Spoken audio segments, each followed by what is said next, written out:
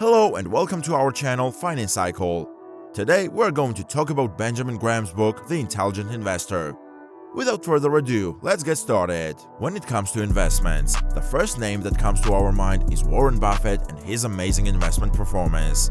So if you are ready to learn from the source of Buffett's investment philosophy, then you need to look no further than Benjamin Graham, the mastermind behind the legendary book The Intelligent Investor, and an economist who's been dubbed the father of value investing. The classic book Intelligent Investor, first published in 1949, has stood the test of time and continues to be a must-read for investors and finance professionals worldwide.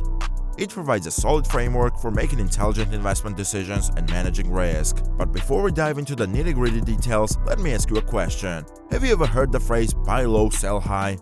It seems like a no-brainer, right?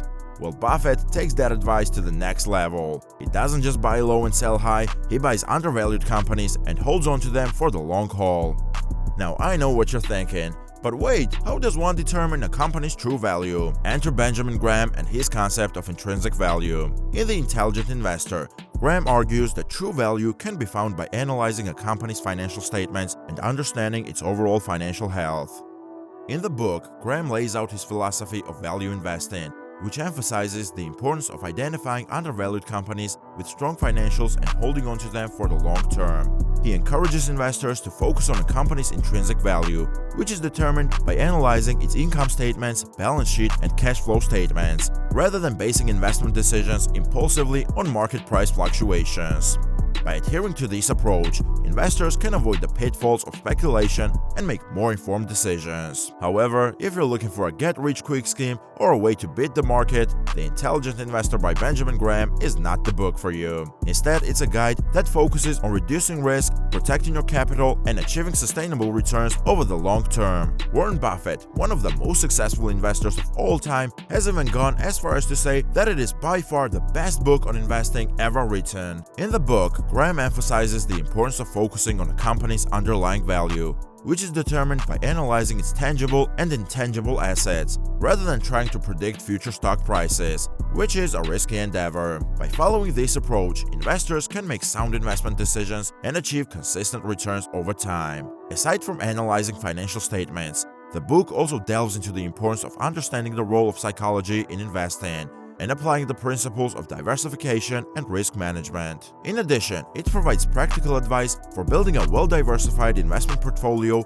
and offers guidance on how to identify undervalued stocks and bonds that are the foundation for the value investing approach. It is a great resource for investors of all levels and provides a framework for making intelligent investment decisions and managing risk. Furthermore, in The Intelligent Investor, Benjamin Graham introduces the concept of Mr. Market, an imaginary person who represents the stock market and its daily fluctuations. Mr. Market makes offers to buy or sell shares, but these offers are not always in line with current economic realities. Graham's allegory highlights the individual power investors have to make their own decisions about when to buy or sell, rather than feeling compelled to always be invested regardless of market conditions.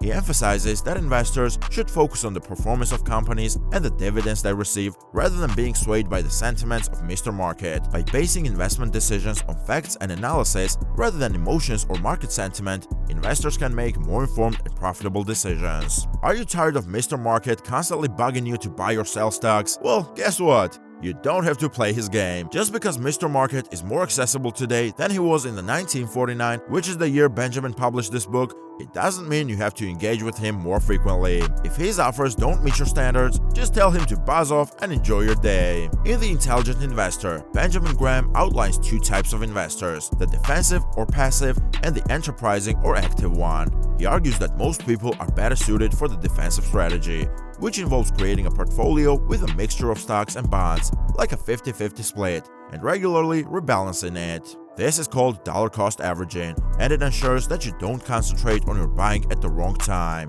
Now, for all you defensive investors out there, here's a quick rundown of Graham's guidelines for stock selection. Number 1. Diversify your portfolio by investing in 10 to 30 companies, and make sure you're not overexposed to a single industry. Number 2. Look for large companies that generate more than $100 million in yearly sales.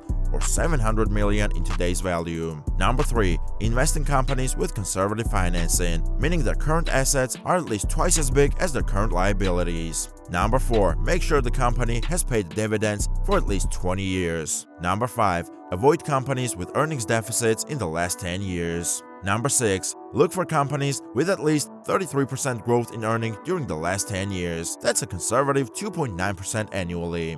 Number 7. Don't overpay for assets. The stock price shouldn't be higher than 1.5 times its net asset value. Number 8. Don't overpay for earnings either. The PE ratio shouldn't be higher than 15. Now, if you're feeling lazy and just want an average return, you can always invest in an index fund. Moreover, in The Intelligent Investor, Benjamin Graham promotes an investing approach that includes a margin of safety to protect against human error or market fluctuations. One of the key ways to achieve this is by buying undervalued or out-of-favor stocks. He also suggests that diversifying a portfolio and investing in companies with high dividend yields and low debt-to-equity ratios can provide an additional layer of safety. This approach aims to minimize potential losses in the event of a company's bankruptcy and provides a buffer against the unpredictable nature of the market and the irrational behavior of investors. Another takeaway from this book is how to invest as an enterprising investor. While the defensive strategy is designed for those who want to achieve an average return with minimal effort, the enterprising strategy requires more time, patience, discipline, and a willingness to learn. Investing as an enterprising investor is much more demanding than it may seem and requires a deep understanding of the market. To beat the market, the enterprising investor should avoid growth stocks, as they are based on future earnings, which are less reliable than current valuations. Instead, the enterprising investor should look for companies that are undervalued and have a net working capital that is higher than their current liabilities. It is rare to find such companies, except during bear markets. Furthermore, enterprising investors should also study the annual financial reports of the companies they invest in and apply some diversification to their portfolios. There are no constraints on company size, and the number of companies held can vary. It's important to note that investing as an enterprising investor is not for everyone, and many professionals and private investors alike may not be suited for this approach. It's easy to fall victim to the price quotations of Mr. Market, as history has shown with the dot-com bubble in the early 2000s. Furthermore, Graham advises investors to be cautious when it comes to buying initial public offerings, IPOs, particularly during bull markets. He explains that IPOs have a higher built-in commission, making them harder to sell, and they are usually launched near the peak of a bull market. When small and insignificant companies have stock values higher than medium-sized enterprises with a long history, it's a clear sign of the end of a bull market. The prices of these new stocks usually crash to new lows, resulting in costly speculation for investors. Graham cites examples from history, such as the crash of 1987 caused by the flood of 4,000 stocks in the market, the bull market of the 90s, where nearly 5,000 new stocks were listed, and after the dot-com bubble in 2001, where only 88 companies issued IPOs. He highlights that an investor who bought every IPO at its public closing price